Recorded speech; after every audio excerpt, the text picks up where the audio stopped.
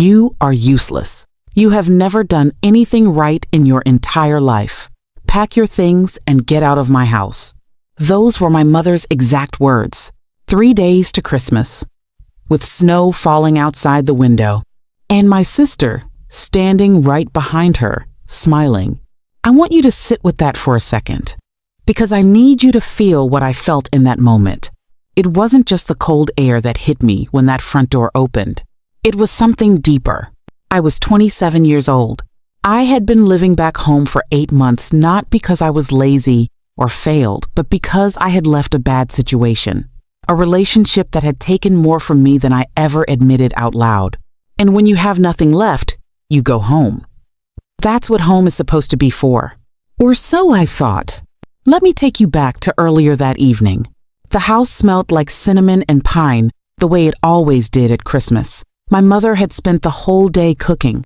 My sister had come in from out of town, wearing a new coat I'd never seen, carrying gifts in shiny bags, laughing loudly the way she always does when she wants to be noticed. I had made the gravy, set the table, helped with the decorations. Nobody said thank you. I told myself that was fine. Dinner was quiet at first, and then my sister said something that changed everything. She said it casually, like she was commenting on the weather. "Mom, I found out she lost her job. She's been lying to you about still working. She's been sitting here doing nothing for months." My fork stopped midair. I looked at her, and she looked right back at me with those calm, steady eyes. The lie was so clean, so simple, so completely believable to someone who already wanted to believe it. Here's what actually happened. I hadn't lost my job. I had left my job voluntarily because I had been accepted into an online certification program, a serious one. I was rebuilding, quietly, the way I do everything. But I hadn't told my family yet because I wanted to have something real to show them first. I made a mistake trusting that I had time. My mother put her fork down. She looked at me with confusion or even concern. She looked at me with something I had never seen directed at me before.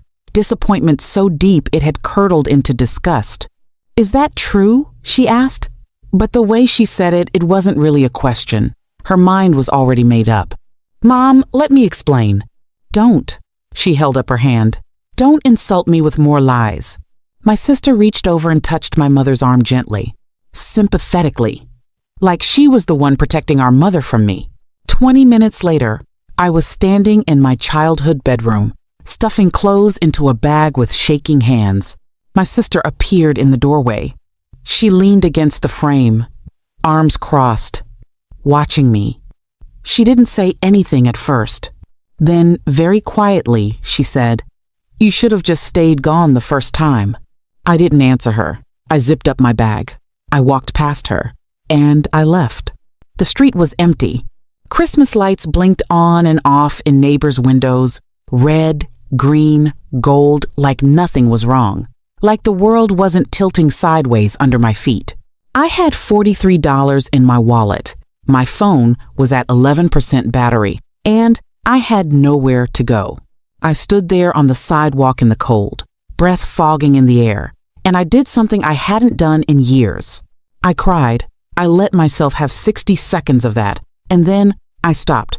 Because somewhere in the back of my mind, a memory surfaced. Something small, something I had almost forgotten. My grandmother, my father's mother, had passed away 2 years earlier. Before she died, she had pressed something into my hand during one of my last visits with her. A bank card, old, worn at the edges, the kind that looks like it's been sitting in a drawer for years. She had whispered to me, "This is for when you really need it, baby. Don't touch it until then." I had laughed softly and told her I wouldn't need it. I had put it in the back of my wallet and forgotten about it. Until now. I found a 2-4-hour ATM 3 blocks away. I slid the card in. Then it said, "Please visit a branch for this transaction." My stomach dropped. Was it empty? Was it expired? Had I walked through the cold for nothing? I found the nearest branch that opened at 8 a.m. I sat in a diner across the street and nursed a cup of coffee for 4 hours. watching the sky turn from black to gray to pale winter blue. And when the bank finally opened, I walked in. I handed the card to the manager at the front desk. A calm, professional man. Older. Glasses.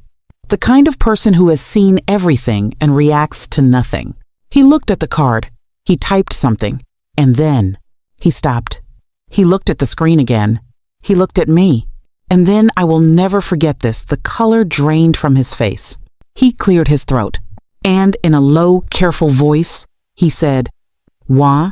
Ma'am, please sit down. You need to see this." My heart was pounding. I sat down. He turned the screen toward me.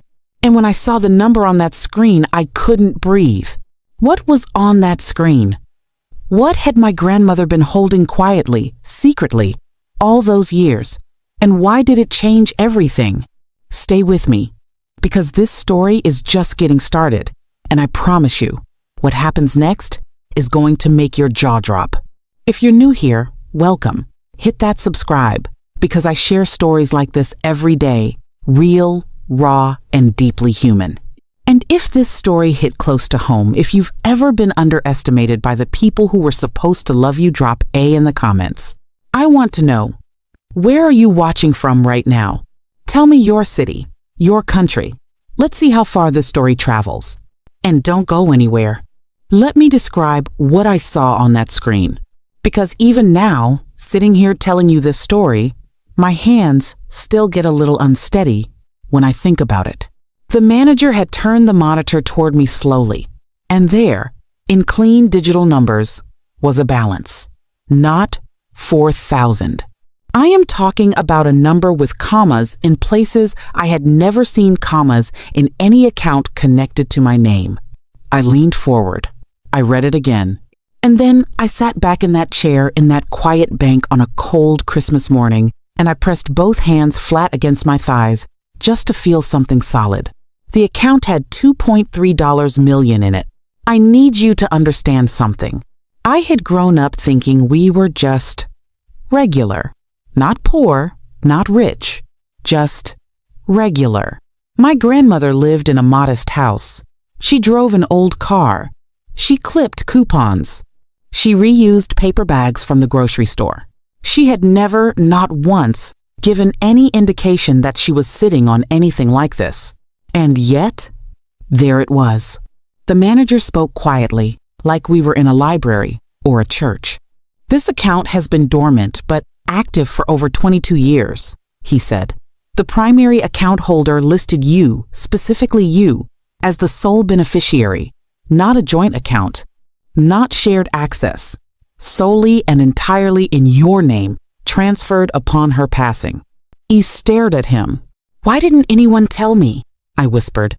He shifted in his seat just slightly, just enough for me to notice. "That," he said carefully, "is a question you may want to explore with a legal professional. The account notification was sent out. Whether it reached the right people." He paused.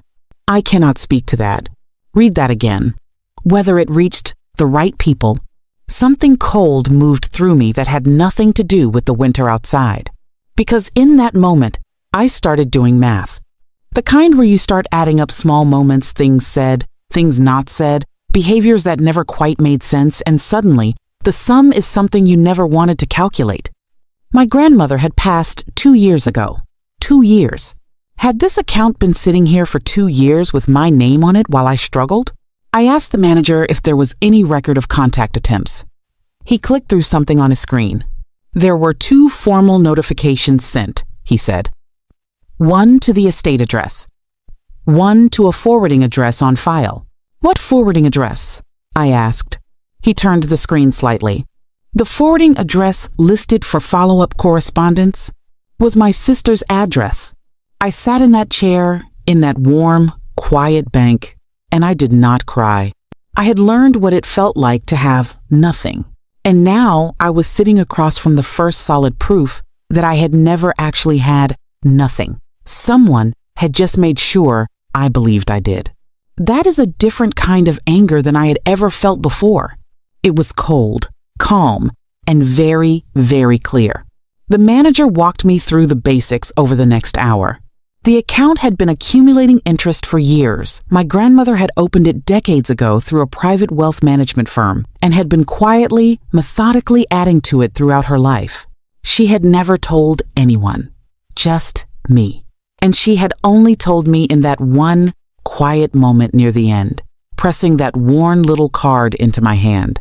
For when you really need it, baby. Somehow, that woman had looked at my life at the way my family treated me versus the way they treated my sister, and she had known. The manager connected me with a private banking advisor and a legal contact before I left.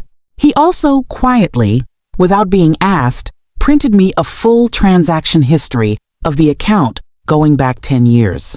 He slipped it into an envelope. "I'd keep this somewhere safe," he said, and his eyes said more than his words did. I thanked him. I walked out of that bank into the cold morning air.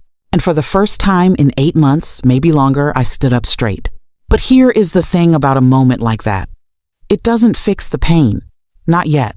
I still had a bag of clothes over my shoulder and $43 in my wallet. I had a family that had put me out on Christmas, and a sister who had looked me in the face and lied about me, and who, I now strongly suspected, had been doing something far worse behind my back for 2 years. The money was real, but so was the wound. I found a small hotel 2 miles from the bank. Nothing fancy, clean, quiet, anonymous. I paid for a week with a temporary card the manager had helped me set up as an emergency measure while the account access was being formally transferred. I put my bag down. I sat on the edge of the bed, and I opened that envelope. I read every page of that transaction history. It took me hours, and somewhere around page 9, my breath skipped. Because buried in the notes column of a transaction from 2 years ago, right around the time my grandmother passed, was a name I recognized. A withdrawal inquiry. Denied. But attempted. And the name attached to the inquiry was my sister's. She had tried to access this account. She had known it existed, and she had said nothing to me for 2 years. While I struggled and suffered, she smiled at holiday dinners and watched me shrink. She had known. The week I spent in that hotel room was the quietest week of my life. For the first time in years, there was no one to perform or shrink for, no one to carefully arrange my words around so I wouldn't upset the wrong person or accidentally take up too much space. Just me. The first thing I did before anything else was find a lawyer. Not just any lawyer. I needed an estate attorney. Someone who specialized in inheritance law. Someone who could tell me, clearly and precisely, exactly what had happened with my grandmother's account, whether anything illegal had occurred, and what my options were. The manager at the bank had given me a name. Her name was Carol. I walked into her office with my envelope of bank documents. She read through everything without a word. When she finished, she set the papers down, looked at me over the top of those glasses, and said, "Someone in your family knew about this account." "I know," I said. "And they did not inform you?" "No." She tapped the page with the denied withdrawal inquiry, my sister's name. This tells me she didn't just know passively. She actively attempted to access funds that were legally yours. She paused. "That has a name." "What name?" I asked, though part of me already knew. Carol looked at me steadily. "Fraud. Potentially. Depending on what else we find." That sentence opened a door. Because here is something I had not told Carol yet. I had spent the previous 3 days quietly, carefully, going back through my own memory, pulling out moments I had tucked away and dismissed at the time because I didn't have context for them. Things my sister had said, comments she had made about money, the way she had reacted when our grandmother passed, not with the grief I expected, but with a strange, almost business-like composure. How she had been the one to handle most of the communication with the estate in those early weeks. Because, she said, she was better with paperwork. Better with paperwork. I had been grateful at the time. I had let her handle it. I trusted her. I told Carol everything. All of it. The Christmas dinner. The lie she'd told my mother about my job. The way she'd watched me pack my bag and whispered, "You should have just stayed gone the first time." Carol listened without interrupting.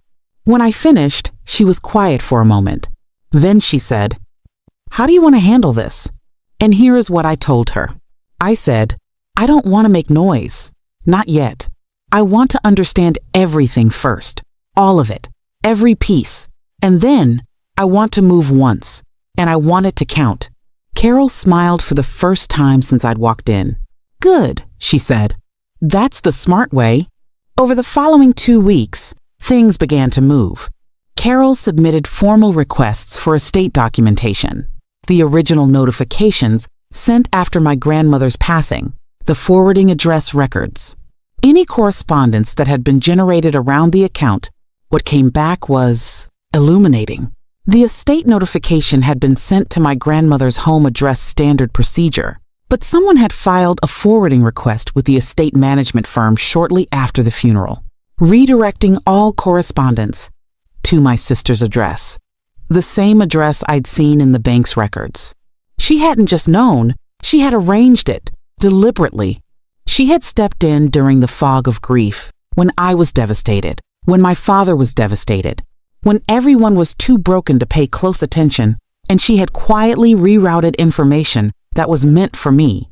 Then she had sat back and waited to see if I'd ever figure it out. I sat in Carol's office when she told me this, and I felt something shift deep in my chest. Because the thing about discovering that someone has done something like this to you, someone who grew up in the same house, who called you sister, and sat across from you at every Thanksgiving and Christmas for your entire life, is that it doesn't feel like a movie villain reveal. It feels quiet and deeply sad. The following day, I woke up early. I still had full access to my email archive going back years. And while lying in the hotel bed, unable to sleep, I had searched for my grandmother's name. And I had found something from 3 years ago, before my grandmother had even passed. It was from an address I didn't recognize at first, a private email, not my sister's main account. But the writing style, the phrasing, the small grammatical habit of putting a comma before but in every single sentence. I had grown up reading her school essays. I had proofread her college applications. I knew her wordings, like I knew my own handwriting. It was her. And the email sent to a third party I hadn't yet identified was asking about the account, about how inheritance transfers worked, whether a beneficiary could be challenged. She had been planning this before our grandmother was even gone. I read that email approximately 14 times, over 3 days. Each time I read it, I felt clearer. There is a difference. Anger makes you act fast. Anger makes you call your mother and say, "Do you know what she did?" Anger makes you show up and make a scene and feel momentarily powerful and then watch everything fall apart because you moved before you were ready. Clarity makes you wait and think 3 steps ahead. And I had learned the hard way, over years of being the overlooked one, the quiet one, the one nobody thought was paying attention, that I was actually very, very good at thinking ahead. I had just never had a reason to deploy it before. Now I did. I forwarded the email to Carol. She called me within an hour. I could hear the shift in her voice, the energy of someone who has just been handed something significant. "Where did you get this?" she asked. "My personal archive," I said. "It came to me originally, I think, accidentally. A misdirected email. I didn't understand what it meant at the time." Carol was quiet for a moment. "This changes things," she said. "I know," I said. "This is no longer just a civil matter." "I know," I said again. Another pause. "Are you ready for what comes next?" Carol asked. "Because once we move forward from this point, it gets real. It gets serious. And there is no putting it back." I looked out the hotel window at the city below. "I'm ready," I said. And I meant it. But ready is not the same as prepared. I found out what my sister was doing through the most ordinary, unexpected channel imaginable. A text message. Not to me. Obviously, she wasn't texting me. It was from my cousin, my father's niece, a quiet woman who had always existed at the edges of family gatherings. Never quite in anyone's camp, never quite causing trouble. She texted me on a Thursday afternoon, 3 weeks after Christmas. It said simply, "I think you need to know something. Can we talk?" We met at a coffee shop near her apartment. She wrapped both hands around her mug and looked at me with the expression of someone who has been carrying something heavy and is finally setting it down. "Your sister has been calling people," she said. "Family, extended family, friends of your parents, anyone who might have known your grandmother well." I kept my face neutral. "Calling them about what?" I asked.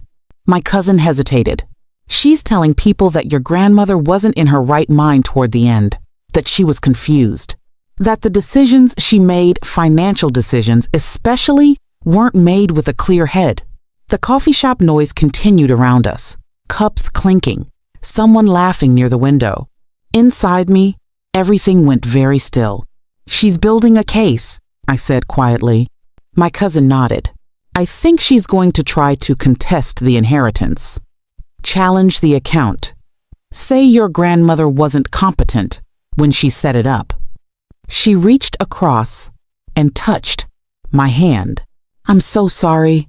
I didn't know what was going on until she called me and asked me to back her up." "What did you say?" My cousin looked me in the eyes. "I said I needed to think about it. And then I called you." I drove back to the hotel in silence. I sat in the parking lot for a long time without going inside. Because this was something I hadn't fully anticipated. I had expected my sister to go quiet, to wait, to perhaps realize that the account had been accessed and retreat. That is what I had assumed, because that is what I would have done. But she wasn't retreating. She was attacking. And she was attacking in the most calculated way possible. Not the account directly, not the legal documents, but my grandmother's mind, her memory, her dignity. I want to be very honest with you here. That night was one of the hardest of this entire experience. Not because I was scared of losing the money. I want you to understand that. It wasn't about the money. It was about my grandmother.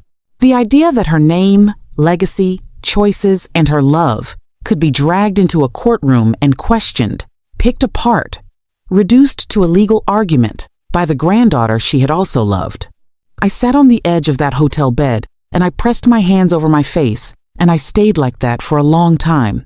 I said, "I'm not going to let them do this to you. I promise. I am not going to let them take your name apart to get to your money. I will not let that happen." And something in me, some deep, stubborn, quiet part, hardened into something I had never felt before. I called Carol first thing the next morning. I told her everything my cousin had shared. Carol was quiet for exactly 4 seconds. And then she said, "Good." I blinked. "Good?" "Yes," she said. "Because she just made our job easier." She explained. To contest an inheritance on the grounds of mental incompetence, my sister would need to provide evidence, medical records, witness testimony, documentation of confused behavior. But here was the thing. My grandmother had been sharp until the very end. Everyone who knew her knew that. Her doctor knew that. Her neighbors knew that. The women in her church group who played cards with her every Wednesday knew that. And if my sister started calling people trying to build a narrative, she was going to run straight into a wall of people who would say exactly the opposite. "She is handing us witnesses," Carol said. "Every person she calls, every person she tries to recruit, they become potential witnesses for our side. And the moment she files anything at all, we respond, fast and hard." "What do we file?" I asked. "Everything," Carol said. "The denied withdrawal attempt, redirected mail, and the email you found. We lay all of it out. And then we let the court decide whether the person whose competence is actually in question here is your grandmother." Competence, the implication of that, landed like a stone in still water. Rings spreading outward. My sister had spent 2 years being careful, quiet, positioning herself perfectly sympathetic daughter, devoted family member, the one who handled the paperwork when everyone else was grieving. But the moment she started making phone calls, the moment she started recruiting witnesses, and building a narrative. She was creating a trail, and I was going to follow it all the way to the end. Over the next 10 days, things accelerated in ways I hadn't expected. Carol's team began quietly gathering counter-testimony. My grandmother's doctor agreed to provide a statement regarding her mental clarity in her final years. 2 of her closest friends, women who had known her for decades, were willing to speak, her pastor. Her financial advisor, who had worked with her for 15 years and had found her to be one of the most precise, detail-oriented clients he had ever served. The picture being assembled was the opposite of what my sister needed. Meanwhile, the email evidence was being formally authenticated, and Carol had found something else. Something in the estate records that neither of us had noticed initially. When my grandmother set up the account decades ago, she had written a letter, a formal letter to be held by the estate and opened only in the event of a legal dispute over the account. It had been sitting, sealed, in the estate files for years, waiting. The estate manager, once formally contacted by Carol's office, had released it. Carol read it to me over the phone. When she finished reading it, I couldn't speak for a moment, because in one sentence, my grandmother had looked forward through time, past her own death, past the grief, past the chaos, and she had seen me. I will tell you what that sentence said. But first, you need to understand what happened next. Because my sister, apparently sensing that something had shifted, that the ground beneath her was no longer as solid as she'd believed, did something I never expected. She called my mother, and she told her a new lie, one that would bring my mother directly into this, and designed to do the one thing my sister knew could still hurt me. My mother called me on a Sunday morning. I almost didn't answer, but something made me pick up. Maybe it was habit or hope. Maybe it was the part of me that, no matter how much evidence I accumulated, still wanted my mother to be my mother. "Hello?" I said. Silence for a moment. Then her voice quieter than I expected. Smaller, somehow. "I need to talk to you," she said. She didn't apologize. I want to be clear about that. What she said was, "Your sister told me you've been going around making claims about your grandmother's money, that you're trying to take something that isn't yours and hired a lawyer to go after the family." I closed my eyes. I breathed. I said nothing. "She said you've been telling people that she did something wrong, that you're going to drag her into court and destroy her reputation." Her voice tightened. "Is that true?" She was expecting me to say, "Mom, I can explain." She was expecting me to soften my voice and choose my words carefully and somehow make her feel better about a situation she had contributed to. My sister knew that. That was why she had made this call happen. She wasn't just spreading a new lie. She was using my mother as a weapon, pointed directly at the one wound that had never fully closed. My need to be believed by the woman who raised me. "Mom," I said, and my voice was steadier than I expected. "I need to ask you something first." A pause. "What?" "When she told you I had lost my job and was lying to you, did you ask me if it was true before you made up your mind?" Silence. "Did you ask me for my side?" I continued. "Did you give me 60 seconds to explain before you told me to pack my things?" More silence. "I'm not asking to make you feel bad," I said quietly. "I'm asking because I need you to hear me right now the way you didn't hear me then. Can you do that?"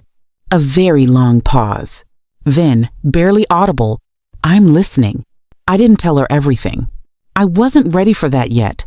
The legal process was still moving. Carol had advised me to be careful about what I shared, and with whom. But I told her enough. I told her that grandmother had left me an account, that it was legal, that it was documented, that it had my name on it, and had for years. I told her I hadn't gone looking for a fight, the fight had come to me. And I told her slowly, carefully, that some of the things she might want to ask her other daughter about would be very illuminating. I just planted the seed. And then I said, "I love you, Mom. I have always loved you. But I am not going to keep making myself small so that everyone around me stays comfortable. Not anymore." I heard her exhale. Something in it sounded like it cracked slightly at the edges. "Where are you staying?" she asked, quietly. "I'm okay," I said. "I'll be in touch." And I ended the call. I sat with my phone in my lap for a long time after that, because here is the complicated truth about a moment like that. It didn't feel like winning. It felt like loss. My mother had called me not to check on me, not to apologize, not to ask if I was okay after being put out in the cold. My mother had called me. I called Carol Monday morning and told her about the conversation. She listened carefully. "Your sister is getting nervous," Carol said. "This is reactive behavior. She's trying to control the narrative before it controls her." "Is it working?" I asked. "No," Carol said flatly, "because she doesn't know what we have. She's operating on assumption, assuming you're angry, assuming you're going to come at her emotionally, assuming this is going to be a family argument that she can spin. She has no idea what's actually coming." "Tell me," I said. And Carol told me. The authentication on the email had come back.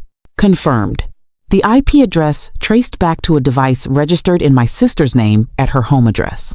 The timestamp placed it squarely within the window we had already identified before our grandmother's passing, during a period when she had been visiting frequently. Furthermore, and this was the part that made my breath catch, Carol's team had found a second email, same private address, different recipient. This one was asking about the process for having a beneficiary designation changed. Specifically, the questions were about what documentation would be needed, what medical assessments might support a competency challenge, how far in advance such things needed to be arranged. She hadn't just known about the account, she had been trying to figure out how to redirect it. For years, Carol submitted our formal legal response that week. The account, the beneficiary designation, the redirected mail, the denied withdrawal attempt, with my sister's name attached, the authenticated emails, the witness statements from my grandmother's doctor, her friends, her pastor, her financial advisor, every single one of them testifying to her clarity, her precision, her deliberate and intentional nature. And we included the letter, my grandmother's letter. My grandmother had written, "If this account is ever disputed, it will most likely be disputed by someone who already knew it existed and chose to say nothing. Let that silence be the proof of their intent. My granddaughter, the one I have chosen, earned this, not by asking for it, but by never asking for anything at all. Protect her accordingly." She had seen me. My whole life, I had felt invisible in that family, overlooked and underestimated. And my grandmother from her small house, with her reused grocery bags and her clipped coupons, had been watching, had seen everything, and had decided, quietly and deliberately, that the one who never asked deserved the most. The legal response was filed on a Wednesday. By Friday, my sister's attorney had requested a pause in proceedings to allow their client time to review new documentation. That means she had seen what we filed, and she needed time to figure out what to do. Carol called me after the request came through. "She's rattled," Carol said. "Good," I said. "It's going to get harder before it gets easier," Carol warned. "People like this, when they're cornered, they don't give up quietly. They escalate." "I know," I said. "Are you ready?" "Yes," I said. "Good," Carol said, "because next week we go on offense." And that is exactly what we did. But what happened when we did the thing that came out of my sister's corner in response was something that forced me to make a choice I hadn't seen coming, but who I was going to be when it did. The morning Carol said we were going on offense, I woke up before my alarm. I lay in the dark of that hotel room, which had become, in its strange way, a kind of sanctuary, and I stared at the ceiling and I thought about what that word meant. For most of my life, I had played defense, defending my choices to my mother, defending my presence in rooms where I was made to feel unwelcome, defending my silence to people who mistook it for weakness, defending my worth to a family that had already decided, long before I had any say in the matter, what category I belonged in. The quiet one, the difficult one, the one who couldn't do anything right. Today that ended. Carol had arranged a formal meeting, not in a courtroom. A mediation session, a preliminary legal meeting where both parties and their attorneys could sit in the same room and attempt to reach a resolution before the case escalated further. My sister had agreed to attend, which told me something important. It told me she was still hoping this could be contained, still hoping there was a version of this where she walked away with something, or, at the very least, where I walked away with nothing. She didn't know what was in our file. Not all of it. She was about to find out. I got dressed that morning with more care than I had taken with my appearance in months. Not because I wanted to impress anyone, but because there is something powerful about walking into a room looking like exactly who you are. I wore a dark blazer. Simple. Clean. My grandmother's small gold earrings, the ones I had taken from her jewelry box the day we cleared her house, the ones nobody else had wanted because they were too small and too plain. I put them on and looked at myself in the mirror. And for the first time in a very long time, I didn't look away quickly. The mediation office was on the 14th floor of a building downtown. Carol was already there when I arrived. She stood when she saw me, looked me over once, and gave a small nod of approval. We sat on one side of the table, and then the door opened. And my sister walked in.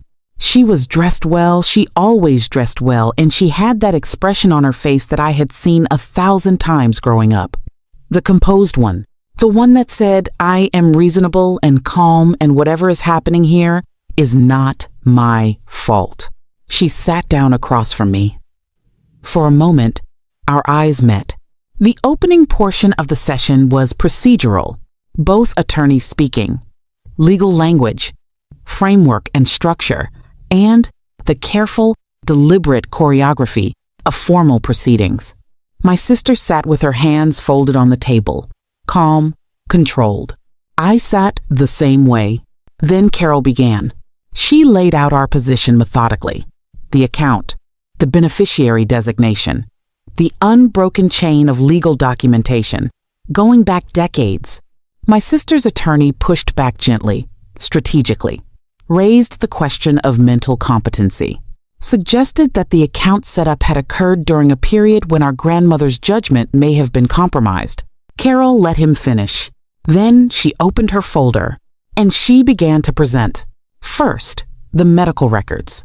Our grandmother's physician on record stating clearly and precisely that she had shown no signs of cognitive decline throughout the final years of her life. My sister's expression didn't change. Then the testimony from her friends, her pastor, her financial advisor. Still nothing. Then the email. The first one, the one asking about inheritance transfers and beneficiary challenges. Authenticated. IP address confirmed. Then the second email. The one about redirecting beneficiary designations. The questions about competency challenges. The timeline. The room got very quiet. My sister's attorney leaned over and said something quietly to her. She didn't respond. She was looking at the folder in Carol's hands. Then Carol placed the redirected mail documentation on the table. The formal record showing that correspondence meant for me had been rerouted deliberately to my sister's address. And then the bank record, her name, the denied withdrawal attempt, the date. I watched her face through all of it. I want to be honest with you. I had imagined this moment many times in that hotel room. I had imagined feeling triumphant, powerful, the satisfaction of watching someone finally face what they had done. When Carol finished, the room was silent for a long moment. My sister's attorney asked for a recess. Carol agreed. They stepped out, and for approximately 4 minutes, my sister and I sat alone in that room together. She didn't look at me at first, and I saw something I had genuinely never seen on her face before. Not in all the years of growing up together, not in all the holidays and arguments and quiet competitions that had defined our relationship. She looked for just a moment like she didn't know who she was in this story, like she had told herself a version of events for so long that she had stopped being able to see the original underneath. I don't know if that was remorse. I honestly don't know. Her attorney came back in. He sat down. He looked at Carol, and he said, "My client would like to discuss terms." Carol looked at me. I gave her a small nod. Then let's discuss, Carol said. The terms took 2 hours to negotiate. I am going to tell you what was agreed, but I want to pause here for just a moment, because before I tell you the outcome of that meeting, I need to tell you about the phone call I received that evening. Because the legal resolution was one thing. What happened with my family was another thing entirely. And in some ways, in the ways that actually kept me up at night, it was the harder thing. My mother called me at 7 o'clock that evening. I was back at the hotel, sitting on the bed, still in my blazer, shoes off, the day settling into my bones, like something heavy and warm at the same time. I answered. I talked to her, my mother said. I waited. She told me some things. A pause, long and unsteady. She didn't tell me everything, I think, but enough. I said nothing. I didn't know, my mother said, about the account, any of it. I want you to know that. I believe you, I said, and I did. Whatever my mother's failures, and they were real and they had cost me, she had not been part of the deliberate deception. She had simply been managed and used. In her own way, she was also a victim of my sister's calculation. I owe you an apology, she said. The words came out slowly, like they were being carried at some effort, for not listening. Something in my chest loosened. Not fully, not all the way, but slightly. Thank you, I said. It's going to take time, Mom. Pausa. I know, she said quietly. I know it will. The morning after, I slept until 9, which doesn't sound remarkable, but I had not slept past 6 in months. Anxiety has a way of pulling you out of sleep before your body is ready, dragging you into consciousness with a jolt, like someone yanking a tablecloth. You wake up already braced, already calculating, already carrying the weight of whatever today is going to require. That morning, for the first time in longer than I could remember, I just woke up, slowly, naturally. Light coming through the curtain gap in a long, pale stripe across the bed. And I lay there, and I breathed. And I thought, now what? That question now, what is the one nobody prepares you for? Everyone understands the fight, the injustice, the struggle, the climbing back up. Those things have a shape, a narrative, a clear direction that pulls you forward because you have no choice. I ordered breakfast to the room. Eggs, toast, coffee. Simple things. I sat by the window and ate slowly and watched the city move below me, and I let myself feel something I had been postponing for weeks. Relief. Real, deep, quiet relief. Not celebration, not triumph. Just the particular exhale of someone who has been holding their breath underwater and has finally broken the surface. I let myself have that, fully, without rushing past it to the next thing. Then I got out my legal pad. I flipped to a fresh page near the back, and I wrote 2 words at the top. Now what? And I started writing. Not a plan exactly. Not yet. More like an honest accounting. Of who I was. Of what I had. Of what I wanted, not what I needed to survive. Not what I was working toward to prove something to someone, but what I actually, genuinely wanted from the life I was now in a position to build. I wrote for almost 2 hours. Some of it surprised me. I had spent so long defining myself in relation to other people, daughter, sister, the quiet one, the overlooked one, that I had lost track of what existed underneath those labels. Here is what I knew about myself, written on that legal pad in a hotel room on a January morning. I was good at seeing things other people missed. I was patient in ways that most people weren't, not because I was passive, but because I understood that timing matters, that moving too early costs you everything. I was drawn to spaces, to buildings, to the way a room feels when it's designed well versus when it isn't. I had always noticed this walking into restaurants, hotels, homes. I felt it immediately. The bones of a space, whether it breathed right, and I had, sitting in various waiting rooms and hotel lobbies over the past weeks, been sketching floor plans in the margins of my notes without even fully realizing I was doing it. I had studied interior architecture for 2 years before life interrupted, before the relationship that cost me everything, before I retreated, before I found myself back in my childhood bedroom trying to rebuild on a foundation that was never stable to begin with. I had been good at it. My professors had said so, and I had walked away from it not because I failed, but because I stopped believing I deserved to pursue something I loved. That stops now. I wrote that on the page, underlined it. That stops now. Carol called that afternoon with the finalized terms. My sister had agreed to withdraw all claims against the account. She had signed documentation acknowledging the legitimacy of the beneficiary designation.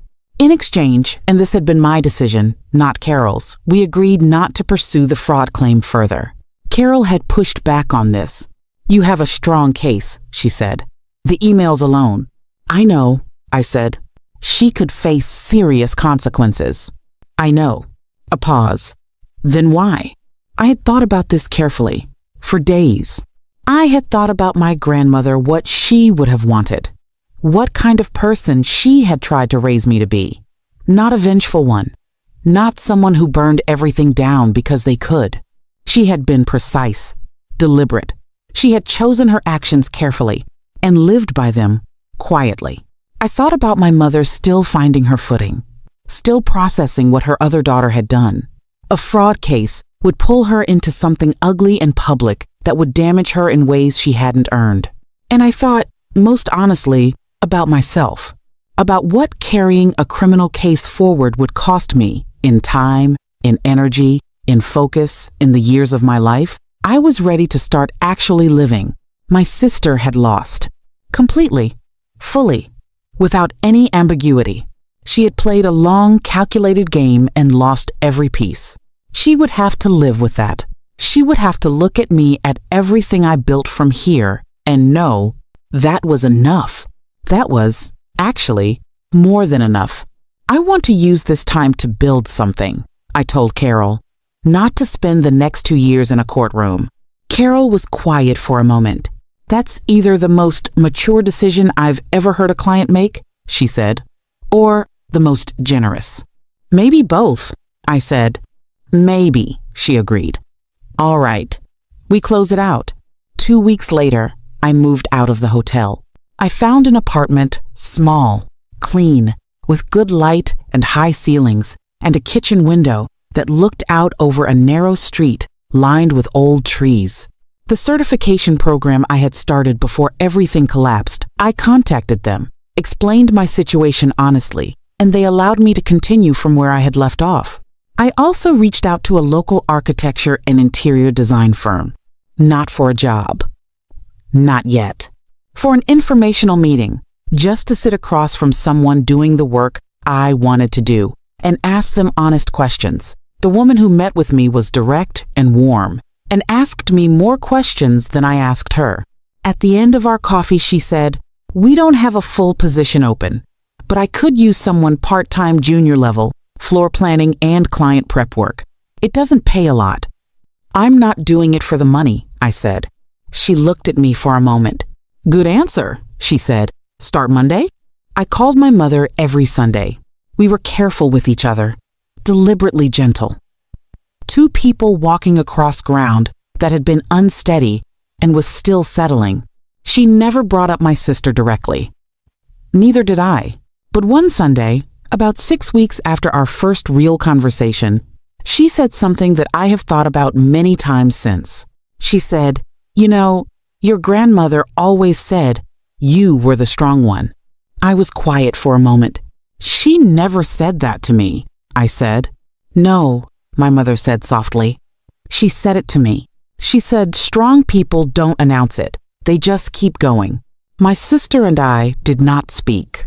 There was no dramatic reconciliation scene, no tearful conversation where she explained herself and I forgave her, and we rebuilt something from the rubble. Maybe one day, maybe never. But what I decided, what I made peace with, was that her choices were hers to carry. I was not going to carry them for her anymore. I was not going to organize my life around the damage she had done. I was going to take up the space my grandmother had always believed I deserved, and I was going to fill it with something real. The apartment slowly filled with furniture, chosen carefully, each piece considered, nothing purchased to impress anyone, everything chosen because I loved it, because it belonged in the space, because it felt like me. A deep green velvet chair near the window. Bookshelves, real ones, floor to ceiling, filled slowly over months. A drafting table in the corner of the second bedroom where I did my coursework and sketched floor plans and sat late into the evenings in the lamplight feeling, for the first time in years, like I was exactly where I was supposed to be. I kept my grandmother's card, the original one, worn at the edges, the one she pressed into my hand. I put it in a small frame on the bookshelf. Just the card. No explanation needed. It was a reminder, not of the money, of the moment a woman who loved me quietly chose to make sure that love was practical, that it lasted, that it reached me, even after she was gone. 6 months after Christmas Eve, 6 months after standing on that sidewalk with $43 and a bag of clothes, I sat at my drafting table on a Thursday evening and realized something. I was happy, not the performed kind, not the telling myself it will be okay kind, the real kind, the quiet, unglamorous, steady kind that doesn't announce itself, the kind that just is. And I thought about the girl who stood outside her childhood home in the snow, broken open by people who should have known better. And I wanted to tell her something. I wanted to tell her, hold on, just hold on. What's coming is not what you think. What's coming is you. 1 year. It had been exactly 1 year since Christmas Eve. Since the door. Since the cold. Since $43 and a bag of clothes and a sidewalk lit by other people's Christmas lights. And I want to tell you about this particular December, what it looked like, what it felt like, because I think it matters. Not as a contrast, not as a look how far I've come moment designed to make you feel a certain way, but because I think the truth of what a year can do when you stop shrinking and start building deserves to be said plainly. The apartment was warm. That is the first thing I remember thinking that morning. I woke up in my own bed, the one I had chosen, in the room I had designed, in the home I had built, piece by careful piece.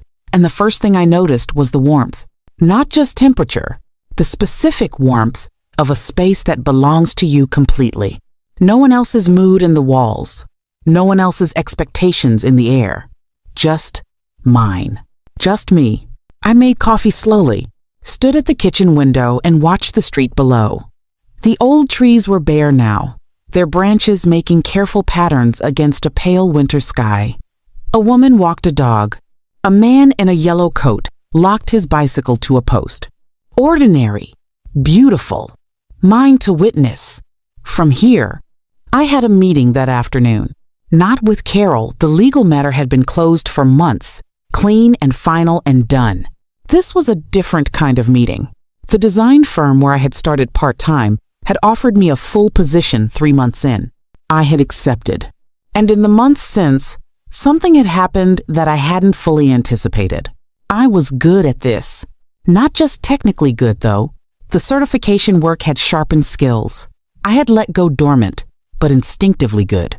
The part of me that had always felt spaces, always noticed when a room breathed right or wrong, always quietly cataloged what worked and what didn't. That part turned out to be exactly what good design required. My lead, a woman who did not give compliments easily, had pulled me aside 2 months earlier and said, "You see things in a space that most people have to be trained to see. That's not common."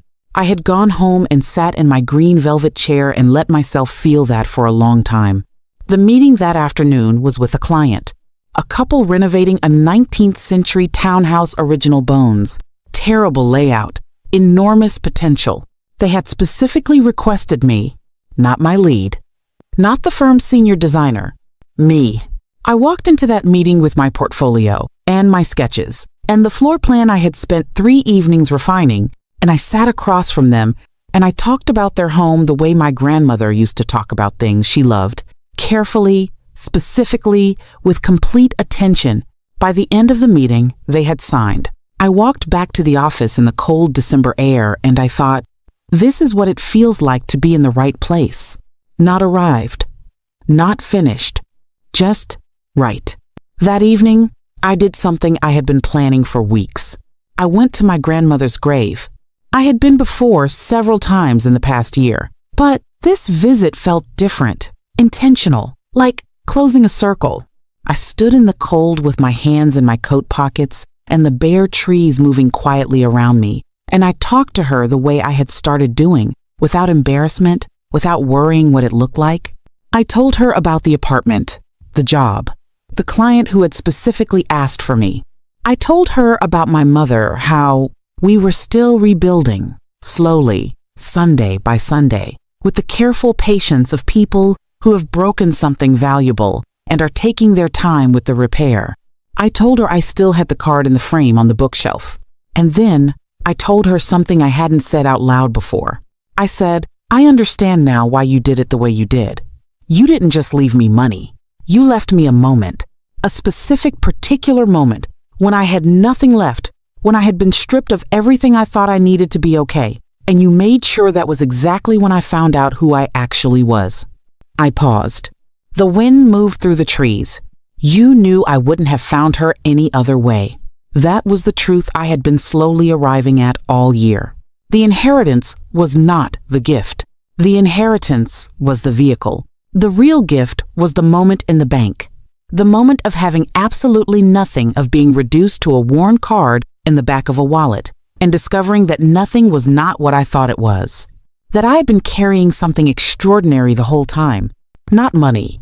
Myself. My grandmother had arranged for me to meet myself, under circumstances so extreme that I couldn't look away. That was the gift.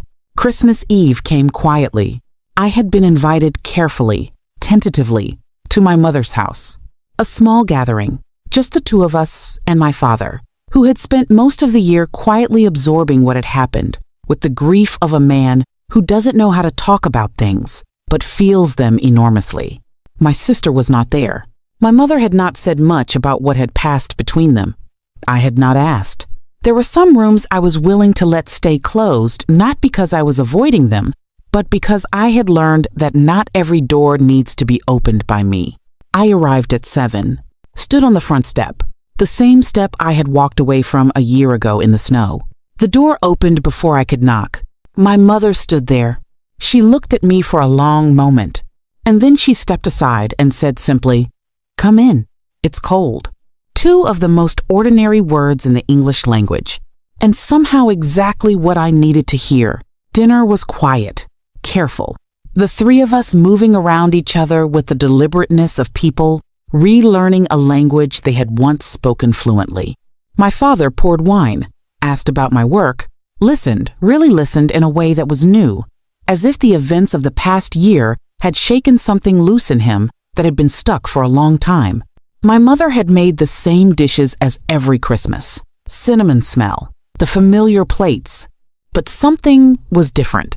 When I sat down, she looked at me across the table, and she said quietly, without preamble, without making a production of it, "I'm glad you're here." Not "I'm sorry again."